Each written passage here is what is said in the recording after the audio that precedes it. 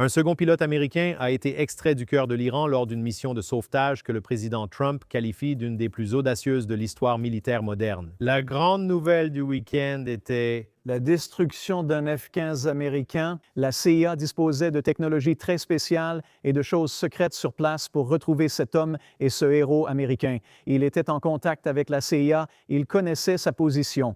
Ils ont tenté de le cacher aux Iraniens. Il y avait une prime sur la tête des pilotes en Iran qui s'élevait à environ 10 millions de rials, soit à peu près 60 000 $.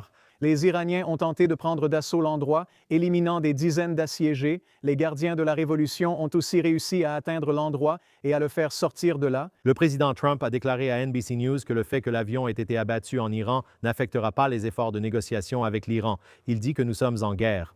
Le président a cependant prévenu que le temps des négociations s'achève et a donné un ultimatum de 48 heures avant que les portes de l'enfer ne s'ouvrent. Si les Iraniens ne répondent pas aux Américains, ils vont intensifier l'assaut et finiront par détruire tout ce qui reste de la capacité de ceux qui dirigent l'Iran en ce moment.